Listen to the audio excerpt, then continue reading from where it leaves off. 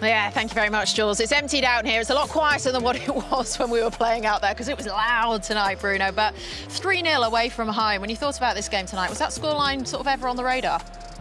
No, you can never predict a scoreline like that, obviously. A very tough team, as you said. The atmosphere was unbelievable, crazy. Never thought. I knew that they were very passionate by the club and everything, but never thought it was like this. It was very good, but I love these atmospheres. I love to play in these kind of stadiums.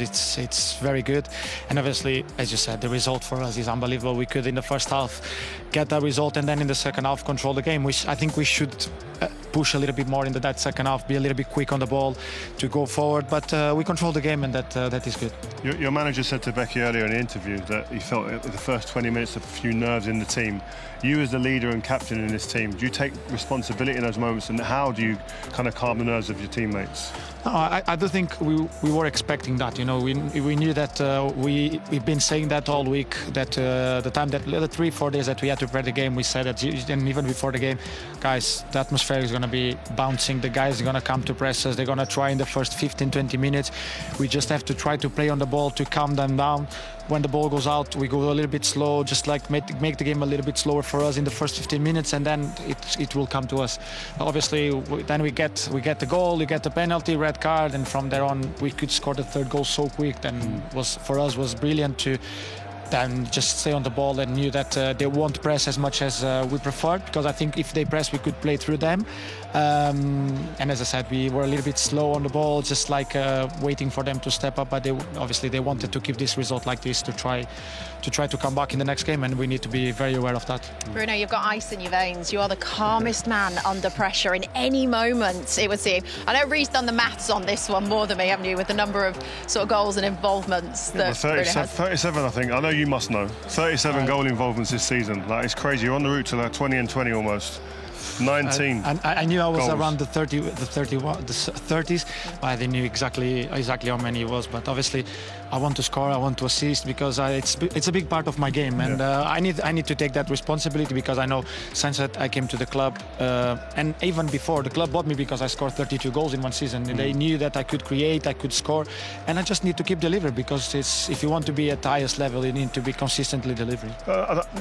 Not everyone has the broad shoulders to take that responsibility on. Is that something you've always had as a kid growing up, or is that something you've developed and grown into here at Man United? I know you scored goals when you were at Sporting, but as a leader? No, obviously you need to grow, you need to understand where you are, the place you play for, the club you play for, and everything gets bigger. Obviously Sporting is a massive club, but United is a global club, you know, like you said, it's unbelievable the attention we get, the pressure we get and everything, but it's football. It's what we love to do. To be honest, obviously I feel the pressure, even every penalty. I'm jealous. I feel the pressure, and I think that's the good thing of football, and I think is what we have to enjoy, because when I finish my career, that pressure will go away, and I will be much more relaxed. And this is what I say to every time the manager and the physio, like, I need to relax, you need to rest. I say, like, no, when I die, I will have a lot of time to lay down and rest myself.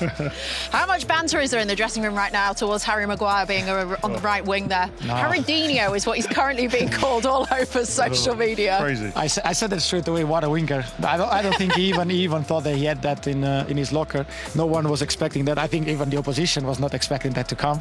Obviously, we're very happy. Harry is a much more confident man now. You know, like things are coming through, and when he's playing, when you get the games, he's also getting goals. He's defending very well. His position is becoming more and more strong.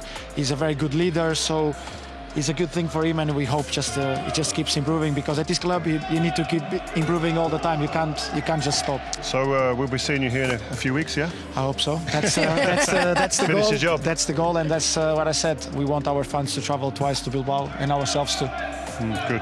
All right. Look forward to it. People are shouting in the stands here, aren't they? The ones that are still here. But Bruno, we're going to let you go. Thanks so much. Appreciate it. Amorim there. Look, he's being cautious, saying that, you know, anything in football can happen. The same thing that happened tonight can happen next week at Old Trafford, but the other way round. But surely, Paul, barring some kind of disaster next week, Manchester United will be back there in 3 weeks' time for the final. Look, yeah, they should be, and you'd be very confident of that happening. I think he spoke well there. He said he was really happy with the result, but he understands the result as well. You know, they had a couple of great chances at 0-0. The sending off obviously was a big factor in the game, but going to a place like Bilbao, we all said before the game how tough that place is to go, and they struggled first 20 minutes. It was difficult for them. We said Ugarte gave the ball away a couple of times, Dorgu the same as well. But you just think at 3-0, it should be over. But it's United these days. We don't really know what we're going to get, and they have been beaten at home 3-0 by a couple of teams this year, I think. So, look, you always go into it saying it's not over, but really, us from here watching, it should be over, and I think it is. How sure is that result for you, Karen? I just want them to get through the first 20 minutes next week. Once they get through that, then I'll be happy. Because like you said, Paul, the first 20 minutes of today's game, they have some quality. But I thought the experience, it was a classy performance for Manchester United today. But you have to have the manager's mentality of it is only half time, because if you go in there a bit too arrogant, a bit too cocky at times, you can get found out. And these are the early chances that they'll have to be mindful of. But fingers crossed in front of Old Trafford, fingers crossed some players are rested. You'd think they can ride this storm again like they have done today, but there's certainly threats. Yeah, look, these are two great chances. You'd expect Williams to score there, and even the second one as well. I'm not sure what Euros do. Euros has to get out much quicker to Williams, and the lad should probably score here again. I know people may give Lindelof a little bit of credit for clearing off the line, but he does go straight to him. He's got a big area to aim at, and it should have been two.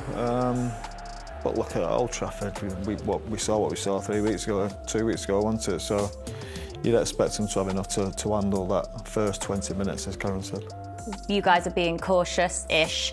Here's a line of confidence for any Manchester United fans that just need a little bit more. 133 teams have scored 3 or more goals in the first leg of a game, and all 133 have gone on to qualify. That'll do. It's done. Let's go back over the Manchester United goals then, because they all came in the first half. Man United weathered the storm, but then Casemiro with this opener. And we heard from Harry Maguire there, Harry Dino, playing on the right wing in the build-up to this, Paul. Yeah, bit of quick feet out on the sides, another position it looks like he can play. But as the manager said, everything seems to be working for him. He had a really tough spell some time ago, and committing bodies forward, it's not something we've seen an awful lot. It's the Europa League for some reason. The shackles seems to come off, and as I say, there's 2 centre-halves in the box. I think it's Euro Lindelof, the 2 older midfield players in the box. One of them comes off Ugarte, and then Casemiro finishes it off. And Casemiro over the both legs, in the Europa League, especially the last couple of games, has been a real... He's got his form back. He's been a threat at either end of the pitch, at the right end of the pitch, and he's doing his job in midfield as well. I still think he was a little bit sloppy at times at the second half. When you've got that experience, you should not be giving Bilbao a kick of the ball, but no, he's been good and got that goal. I'm not sure about Scott Saunders' comment. There a bit of sarcasm there, but amazing performance again from Harry Maguire and just delivering, and we heard high praise from Ruben Amorim for him as well. The character he's had to show to come back from really difficult moments in a United shirt to be the player he is now. Yeah, I mean, his journey's not been easy, and he's just got on with it. And you have to give him massive credit for that. Last week you mentioned it, up there centre forward, getting the goal not last week but 2 weeks ago against Lyon, getting them through, and then tonight stepping up with the goods and leadership. And okay, he went off a little bit earlier, but that's good from the manager, manage him. So I'm thrilled, because you want players like that to show and come through and shine, and he has. And like the manager said, he's got to enjoy this moment. Ruben Amorim said the sending off changed the game. That's fairly obvious. The penalty incident as well. Do you think both of these ultimately ended in the right decisions, Paul? Yeah, I think so. There was a slight chance of handball from Garnacho that they obviously got cleared as well. But yeah, look, it's a definite penalty. I think he does. There is enough contact from him. And once you give the foul, obviously it's a penalty, and it's a red card. I think we're seeing Harry Maguire at this point now. So if it's a foul, it's a red card, and it is. And look, that was game over from them. Obviously got the third goal after that as well from a brilliant Bruno Fernandes finish, who has been stepped up, delivered with the goods again. And look, it's 3-0 away from home at Bilbao. What a result! You have to enjoy that sometimes. And like I say, you've got to say all the right things. We think it's we've got to be careful, but I didn't really see loads from Bilbao. Anyway, they had them 2 chances, but I didn't see a lot from them with 11 men that was overly worrying for me. 2-0 would have been a good away result, but the third goal from Bruno Fernandes, again, just before the half-time whistle, and really good work from Agate in the build-up as well, Karen. Yeah, and Casemiro to play that pass through to break through the lines. Okay, I mentioned it earlier, you get your little bit of luck when you win your 50-50 battles, but as soon as it goes through to Bruno, we already know it's in the back of the net before he's hit it because the form he's in, but nice little flick round the corner, as you mentioned, from Agate. Good strength from Højlund to win that 50-50, nice little flick, and that's it, done and dusted, bang. And you mentioned about the penalty decision. I was so surprised at how much Athletic lost their heads in today's game, and Man United recognised it, turned the screw and took momentum and took advantage on that. And it's a brilliant performance, brilliant result, and you couldn't ask for any more, Jules. 2 goals in 7 minutes there from Bruno Fernandes in that first half. And when they came into the second half, Paul, was it just about controlling it, seeing it out at that point? Would you have liked to see them maybe get another goal? I think if they'd kept the ball better, I think another goal would have come eventually. Athletic Bilbao would have just been tired, would have had nowhere to go. But 3-0, look, it didn't matter at half time. The one thing they didn't want was concede a goal, and that never looked like it was going to happen. So I think keep the ball out there, don't give them a sniff of it. 3-0 should be enough. Come on, 4 and 5, great, perfect. Yeah, you're still going to go through, but 3-0 away from home. Just keep the ball away from them. Don't give them a sniff, don't give them a kick of the football.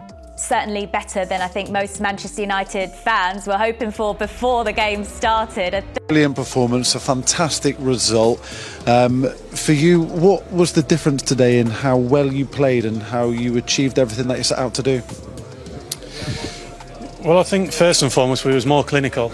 In recent games we haven't been clinical enough, we haven't defended our box well enough, and we've not been clinical at the other end. So goals change games and goals win football matches, and today they started really well. The intensity of the stadium was unbelievable. The fans was brilliant for them, and they started really well and they put us under a lot of pressure, but we defended our box well, and that's what you've got to do at times. And when them moments come that are difficult and you're under pressure, you've got to remain in the game and you've got to keep the game at 0-0. And there's been far too many times this year where we'd end up going 1-0 behind and then the game's difficult.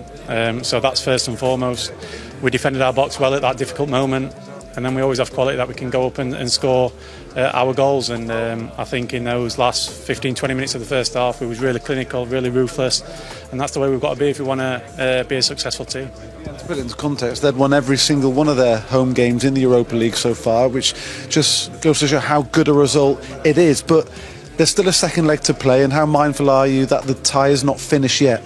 No, of course, we know it's not finished. They're a good team.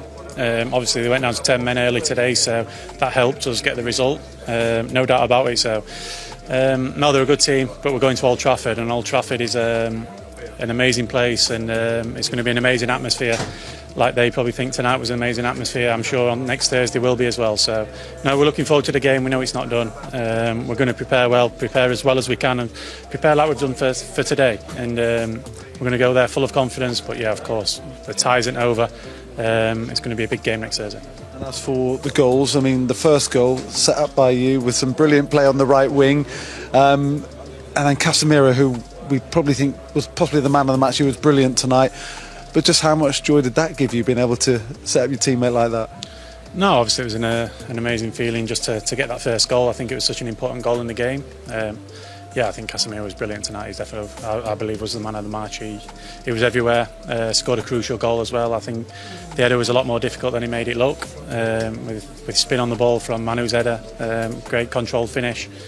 And yeah, obviously found myself on the right wing. It was a strange position to find myself on, but no, dribbling has always been one of my attributes, especially 5-6 years ago when I was a little bit younger and I used to bomb up and down the pitch a little bit more. But now bringing the ball out from the back has always been something that I've had in my game, and it's something that I'm used to doing a lot more in training than being on the right wing in games. But no, it's an attribute of mine, and I'm glad it paid off tonight. And no, Cassie put the ball in the back of the net, and it was an important goal for sure.